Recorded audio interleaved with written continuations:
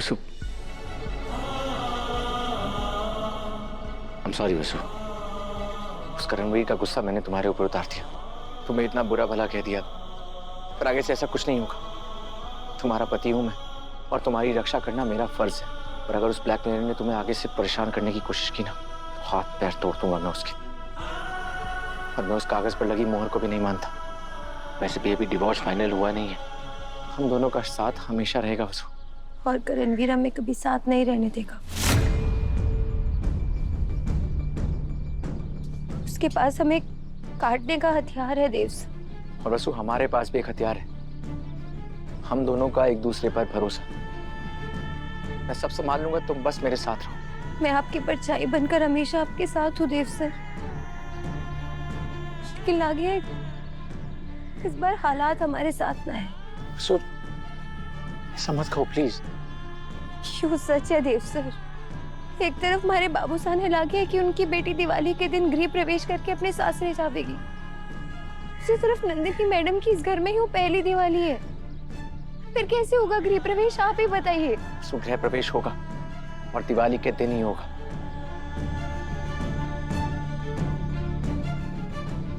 मान लिया आपकी बात, मान लिया कि आप अभी सर दिव्या मैडम बड़े हुक्म मिलकर हमारा गृह प्रवेश करवा देंगे। लेकिन उसके बाद कि मैं अपने सासरे में अपने पति के साथ रह पाऊंगी? नहीं ना। गृह प्रवेश होने के बाद मैं अपने बाबू साहब के घर भी नहीं रह सकूंगी देव सर। वो सब छोड़िए, देवी हुकुम, अगर देवी हुकुम ने सच पता चल गया तब क्या होवेगा? सब खत्म हो जाएगा देव सर। कोई हल है? नहीं ना। हमारी किस्मत में जो लिखा है हमें वो मान लेना चाहिए। हमें समझ जाना चाहिए कि हमारी शादी का यही अंजाम होना था।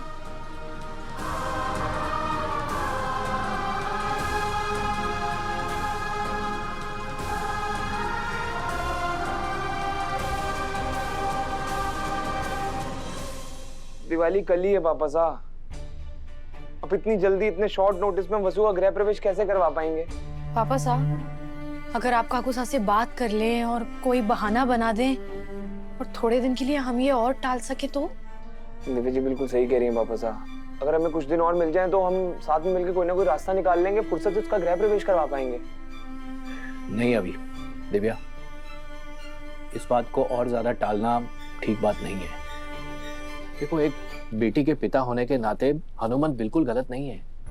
उसने अपने हाथों से अपनी बेटी का कन्यादान किया है और उसे पूरा हक बनता है कि उसे पूरे सम्मान और अधिकार के साथ अपनी ससुराल भेजे, अपनी बेटी के गृह प्रवेश की खुशियां मनाए। और हमारा फर्ज बनता है कि हम उसे वो खुशियां दे। तो पापा साहब इतने शॉर्ट नोटिस में मासा के सामने कैसे होगा? और मासा ने नंदिनी को दिल से अपनी बहू मान लिया है। हाँ। वो उसको रिप्लेस करने के लिए तैयार नहीं होंगी। और सच कहूं, वसु को तो बिल्कुल भी नहीं।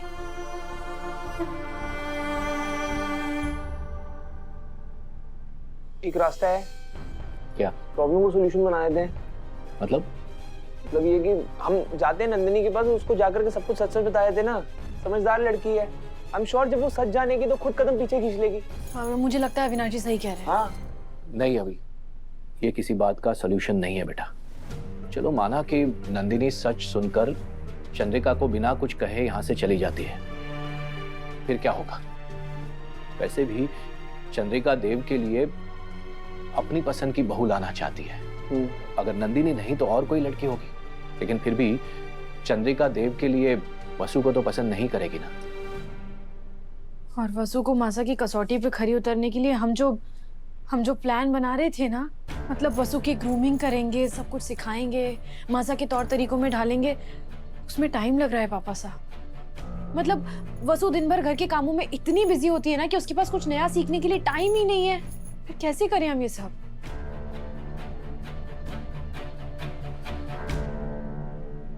एक आइडिया है, अगर चंद्रिका का दिवाली के दिन कहीं बाहर जाने का प्रोग्राम बन जाए और मयूर और सारिका भी कहीं बाहर चले जाएं, तो छोटी बहू होने के नाते दिव्या अपनी बड़ी बहू का स्वागत कर सकती है और वसु का गृह प्रवेश हो सकता है।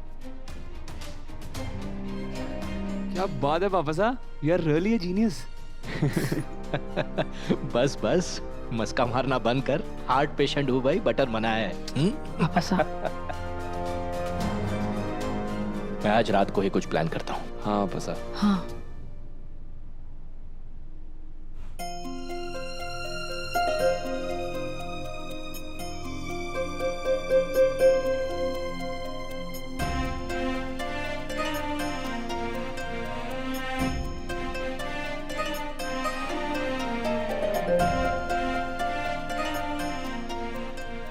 अरे वाह, इतने सारे गहने। पर मेरी चंदा की चमक के सामने ये सारे गहने फीके हैं। क्या बात है, कल ये साड़ी पहनेंगे आप? ये हमारे लिए नहीं है साहब, अपनी बड़ी बहू के लिए निकाला है। उसकी पहली दिवाली है, कुछ ना कुछ तो देना होगा।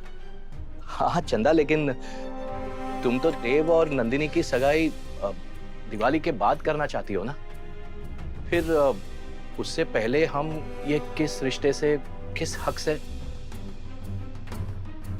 रिश्ता तो ऊपर वाले ने बना के भेजा है, और रही बात हक की, तो वो तो दिल की बात है। मानो तो देवता, ना मानो तो पत्थर। हमने नंदिनी को अपनी बड़ी बहू और देव की जीवन संगिनी मान लिया है साहब। तो बस उसी हक से हम उसे ये सब देंगे जो उसकी अमानत है। साहब हमारे घर की लक्ष्मी है वो।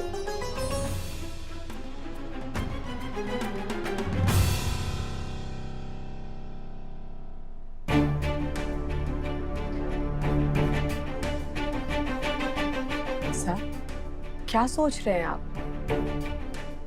आपको नंदिनी पसंद तो है ना? हाँ हाँ बिल्कुल चंदा, ऐसी कोई बात नहीं है। मैं कुछ और सोच रहा था। क्या सोच रहे थे आप, हमें बताइए। चंदा, वो सूर्या फाउंडेशन के अनाथ आश्रम से कॉल आया था। वहां के बच्चे तुम्हारे साथ दिवाली मनाना चाहते हैं। अरे वाह, पता है हम खुद ही इसके बारे में सोच रहे थे। वो बच्चे साक्षात भगवान का रूप है। हमने उन्हें आसरा देने के लिए वो अनाथ आश्रम खुलवाया था। सच तो ये है कि हम जब वहां जाते हैं तो हमारे मन को आसरा मिलता है। हम जरूर जाएंगे। आप दिवाली के अगले दिन का ही प्रोग्राम बना लीजिए। अगले दिन? चंदा, त्योहार मनाने त्योहार के बाद जाओगी? बच्चे बुरा मान जाएंगे। बच्चों को तुम्हारे साथ दिवाली मनानी है तो मुझे लगता है कि हमें कल ही निकलना चाहिए। सुबह जाएंगे, रात को वापस लौट आएंगे। अब बस चंदा हाँ कर दे, तभी वसु के गृह प्रवेश का प्रश्न हल हो पाएगा। ठीक है। ठीक है, तो मैं अभी से तैयारी में लग जाता हूँ। कल निकल जाते हैं। साफ हम नहीं, सिर्फ हम। आप अभी इतना लंबा सफर नहीं कर सकते।